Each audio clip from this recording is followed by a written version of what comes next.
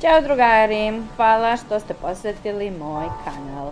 Evo, približavamo se danu zaljubljenih, već nam kuca na vrata i ja sam odlučila da napravim drvo ljubavi. Znači, opcrtala sam svoju ruku, isekla, a onda sam isekla malo srcolenca i njih sam posle nalepila na drvo. Uživajte u videu, pa se čujemo malo kasnije.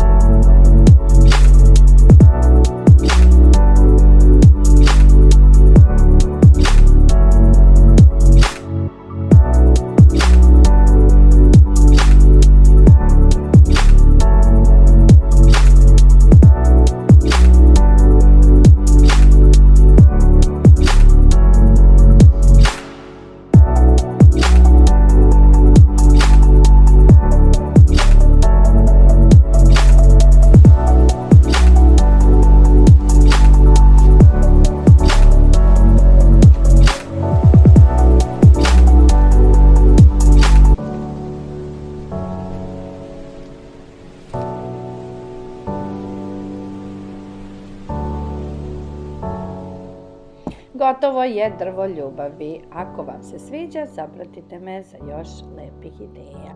A ovako su to odradili moji studenti u školi. Vidimo se uskoro.